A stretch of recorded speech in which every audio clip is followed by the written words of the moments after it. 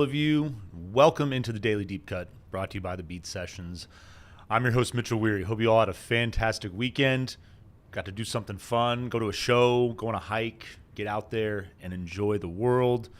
It's been kind of a weird start to the year, unfortunately, given all the events that transpired on New Year's Eve/day. But I think that as a nation, it's important to stay together. This is a difficult time for all of us, and I think that finding that commonality, finding a way to extend the olive branch, and finding a way to learn to enjoy one another is going to be a big part of 2025, or at least it should be. I'd encourage all of you to do that. And so with that, let's get into this week's topic of discussion as far as daily deep cuts. We're looking at classic rock.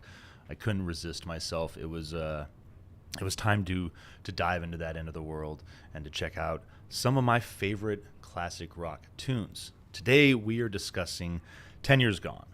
Probably one of the coolest Zeppelin songs out there, maybe one of the most underrated songs. And as far as Jimmy Page's riffs, the guitar work throughout the entire song is just stunning. Not to mention, every other member of the band doing what they do, maybe at the highest level.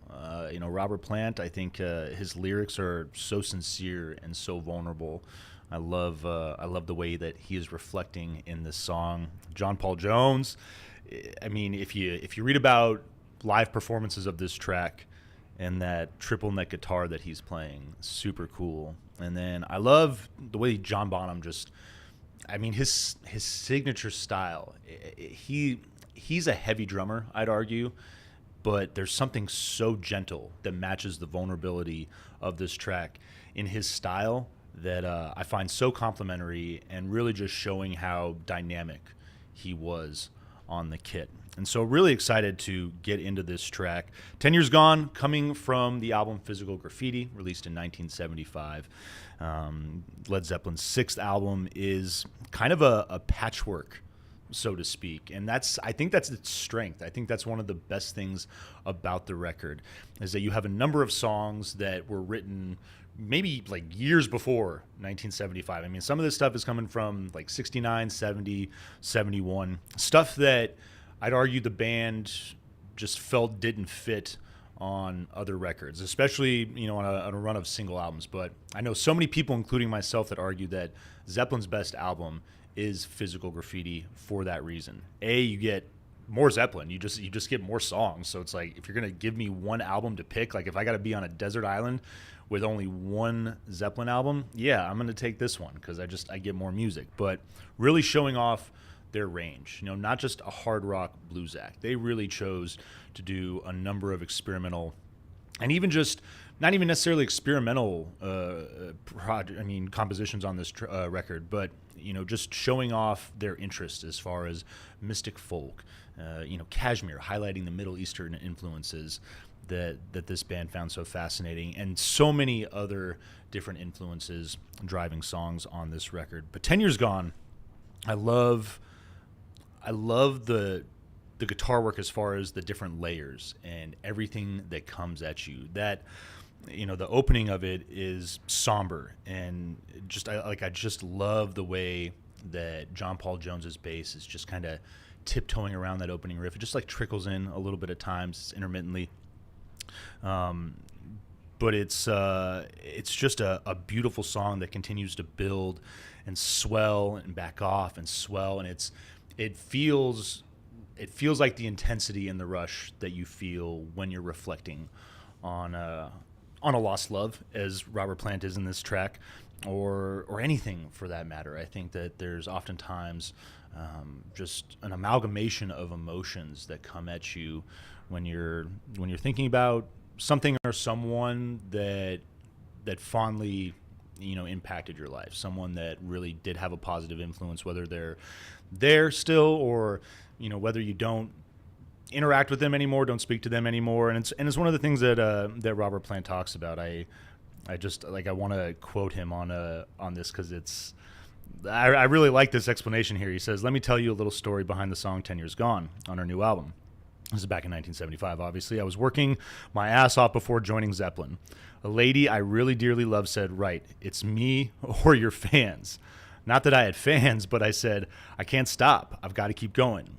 He says she's quite content these days, I imagine. She's got a washing machine that works by itself and a little sports car. We wouldn't have anything to say anymore. I could probably relate to her, but she couldn't relate to me. I'd be smiling too much. 10 years gone, I'm afraid. Anyway, there's a gamble for you. Love the poignancy of that. Not to mention, there's nothing worse than a lover that gives you an ultimatum like that. I think that I think that this woman, honestly, at the end of the day, probably was very disappointed that she gave Robert Plant that ultimatum and didn't find a way on her end to make concessions for him to pursue his career. Because obviously we all know what happened to Led Zeppelin and what they became.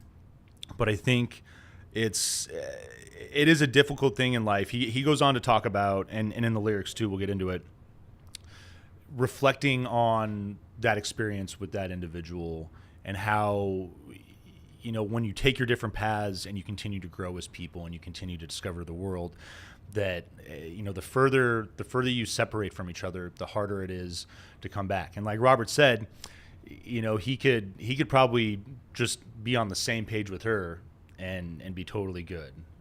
You know, make that meeting, have that conversation, pick up right where he left off. But on her end, you know, dealing with this entirely different person after a decade of his musical experience, of his success, it's yeah, I think most of us have been there. I think in our lives, given, you know, just given romantic tendencies, and I think it's a big thing too. I noticed a lot as I was in my 20s, friends growing up, people I went to high school with, getting married, and ultimately a lot of them ended up separating. And I think it's because you do so much growing and you discover so much about yourself in that period in time.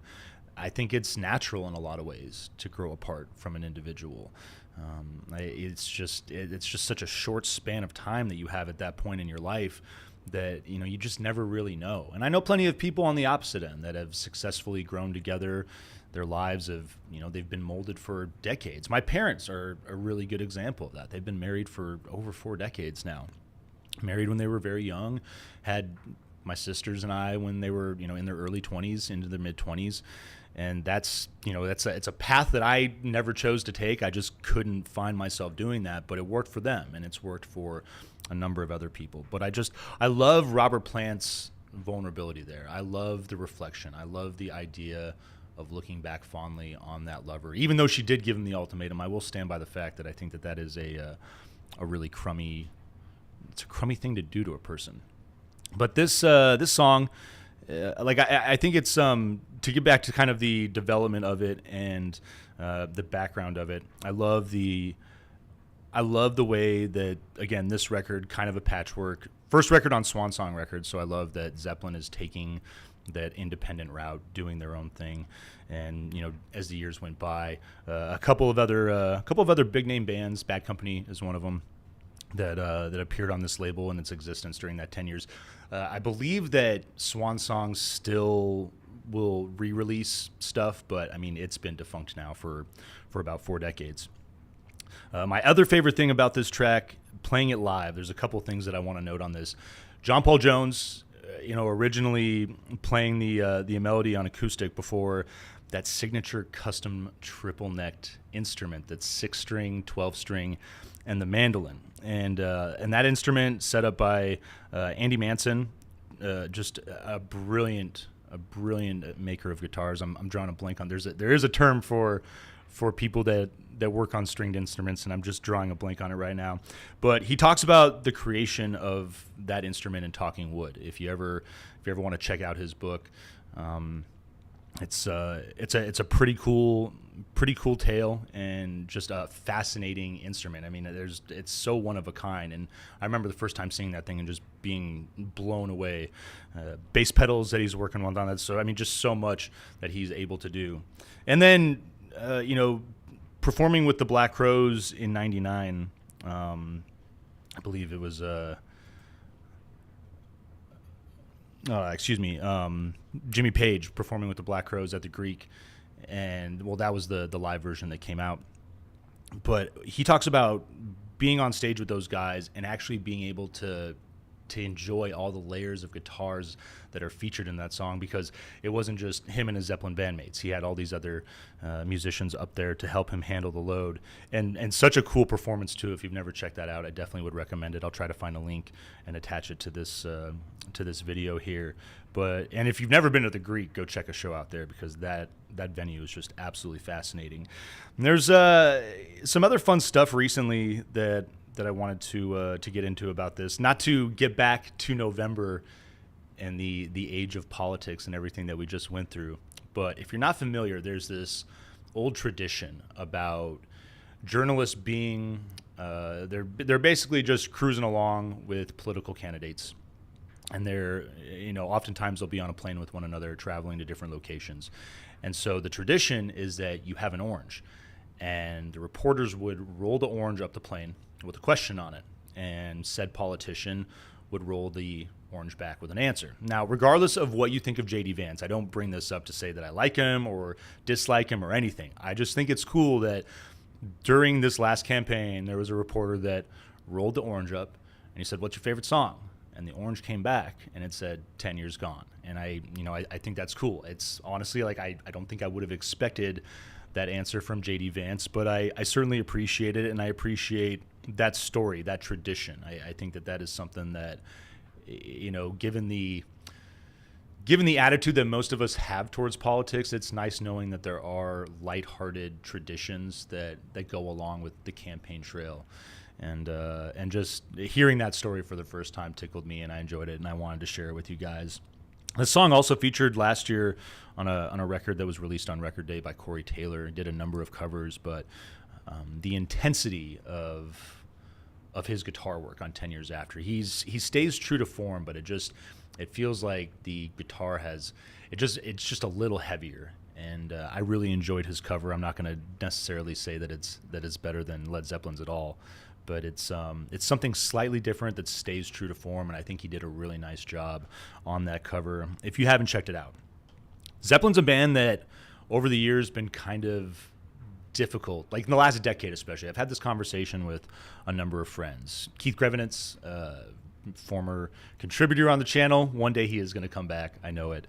But him and we've been friends for decades, and we've had a number of conversations about Led Zeppelin, and especially getting to the point now where, like, I still love the band, but I don't find myself throwing on work in their early catalog the way that I throw on Physical Graffiti. And again, I think it's that variance of sound that makes it so compelling and so exciting. I do feel like a lot of people suffer from Zeppelin burnout a little bit. As the older they get, the more they experience them. And it's okay. I think it's very natural. I think musicians themselves would argue that they go through the same thing. It's why you get a lot of bands that don't necessarily want to play the same early hit songs that made their careers. Obviously these writers, these musicians, they have a veneration for that early work and what it did to establish their careers. But if you're going to continue growing as an artist, if you're going to continue creating, you want to share that stuff as well. And so those early Zeppelin records, there's a simplicity, I would argue, too. Basically blues-driven hard rock. And they never really varied from that too far. They never really veered off the course from that until this record, I'd argue. Maybe Houses of the Holy. You could argue that record was where you saw them take that turn, start to experiment, start to get a little more proggy in some regards, and do different things. But Physical Graffiti, and this song in particular, I just highlights so much about how talented these guys were. And I'd say more than anything, how solid they were when it came to writing compositions, the nuances, the layers of guitar. And this particular song, if you're not familiar with it, that get that gorgeous somber opening riff from Jimmy. And we'll get back to it again. I know I mentioned this, but I love the way that John Paul Jones's bass just kind of trickles in for a moment, and it's just very complimentary, very, very simple, very intermittent. And then you get this layered guitar attack. and the bass tiptoes around that, and that's where that signature riff comes in, and it's one of those songs where you just know it immediately, and it's so iconic, and it's so easy to identify because of how gorgeous it is. What I love about the guitar work, it's all the open strings that Jimmy Page is playing around with on that riff.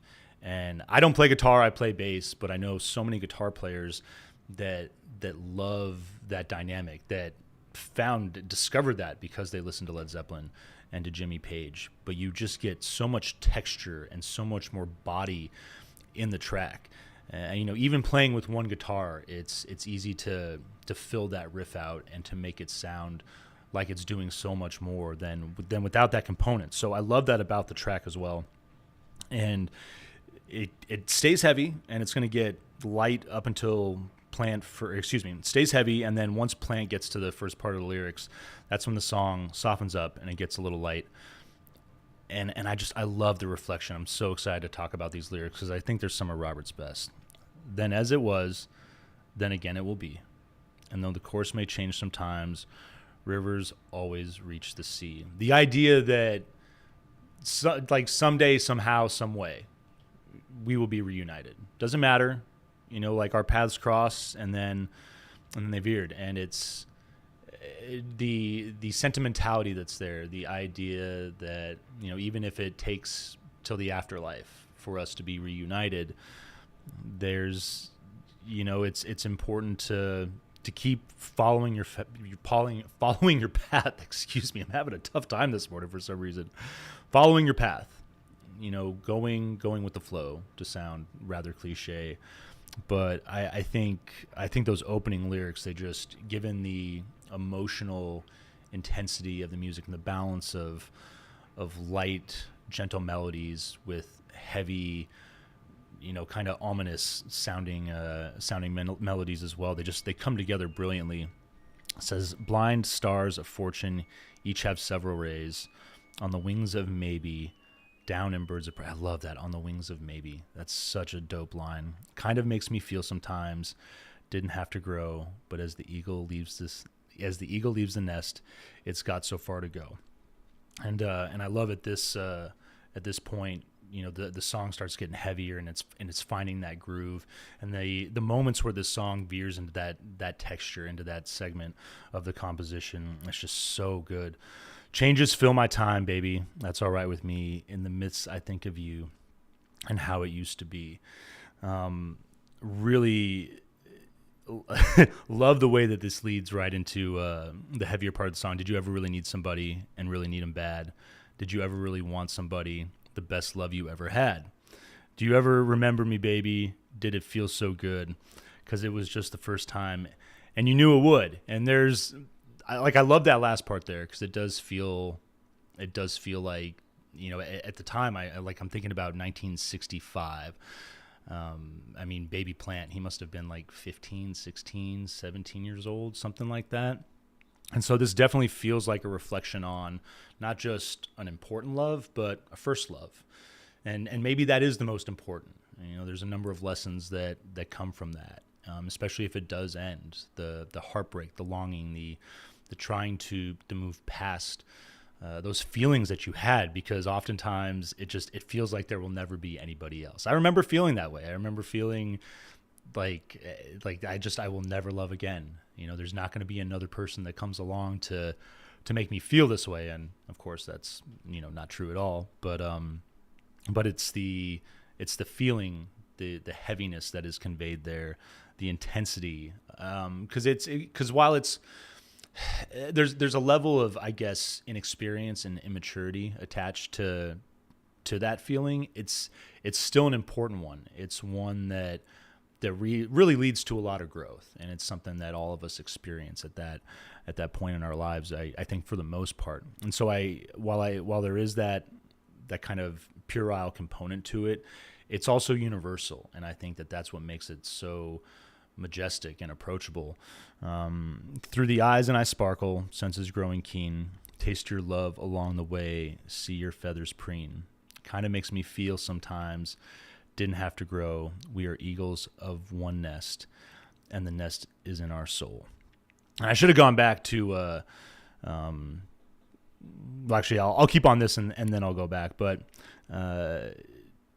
we are eagles of one nest. The nest is in our soul. I like the idea of, even though we are apart, like we still have each other. And in a lot of ways, those people that have an impact on you, they might not be there, but their memory is there, and you still, in a way, grow with that person. And I appreciate that sentiment. And what I wanted to get back to before it goes into, did you ever really need somebody and really need them bad? There's just this gorgeous solo that Jimmy Page does, and I love the way it leads into that component. And then you get another solo there, and to back it up.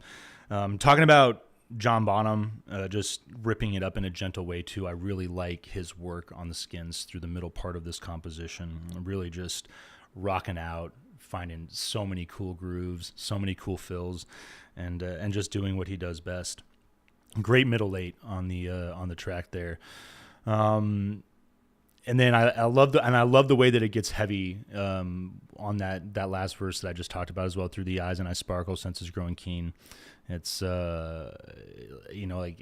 it really just takes hold. The first couple of times Robert starts singing, it's got that lighter texture, that lighter feel, and then that last time coming around, I really dig the way it takes on a heavier component. It feels just more emotional and more driven.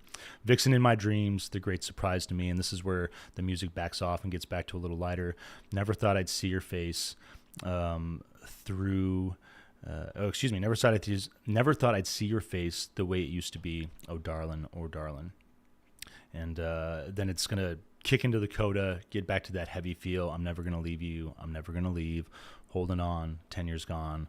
10 years gone. Holding on. 10 years gone. The other thing I want to note too is I'm looking at the lyrics here, and it says in that heavy verse, it says, through the eyes and I sparkle. And I don't think that is correct. I think it's dewy eyes now sparkle. I'm not sure.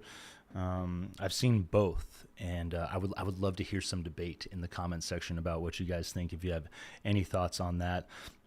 But that basically wraps up this piece on just one of the most underrated Zeppelin songs that is out there, and I think this might be in the top 5 of Jimmy Page's. I mean, not even just Zeppelin stuff. It's like any work that he has done in his entire career.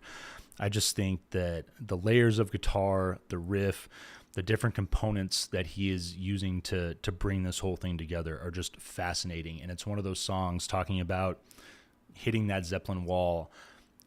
Physical Graffiti is a record that I can listen to pretty much nonstop, I'd say. And this is a song that I could never get tired of listening to. I could listen to this song every day and be totally content with that and never burn out on it. I absolutely love it. Such a great combination of melodies and the emotion that comes off this. It just pours off this song, and it's impossible not to go there with Robert Plant. It's impossible not to maybe think about that person, and even people that are married, even in relationships, I think it's very natural to reflect on that first love, because remember, that person did help you grow to get to where you are with that other individual. Big part of the process, key people, and I just think that always those people that have that impact. I don't think there's any reason to have bitterness there, to have any type of envy. It's the idea that I hope your life is happy. I hope you are content, even if it meant not being with me. I hope the world has given you everything that you deserve. So with that said, we're going to close this thing down. We'll keep looking at some deep cuts, some classic rock deep cuts throughout the week. And got Eric Ferris in the chat. What's up, buddy? And some comments here. I love this. And yes, I love the song. Yes, it's underrated. It was originally supposed to be an instrumental until he wrote the lyrics. Yeah, I'm trying to... SICOT shit, I think is how you say that. I think it was Young Love. Him maybe 16 or 17. It being an actual experience makes it more beautiful. Absolutely. I agree with you 100%. This is definitely a very personal song. I thought I was going to end this thing, but you guys are showing up now, and it's cool chatting with you guys. Eric Ferris, congratulations on your fantasy championship too. I don't mean to steer things towards fantasy football in this thing, but very happy for you, buddy.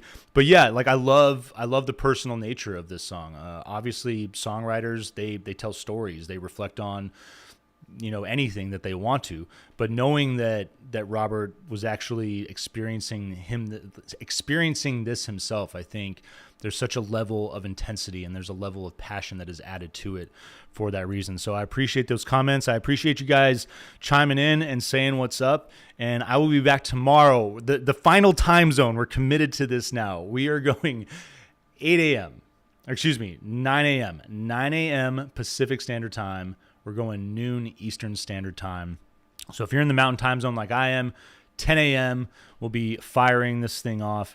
And I look forward to chatting with you guys and discussing some more classic rock deep cuts throughout the week. Until then, we'll see you next time on the Daily Deep Cut.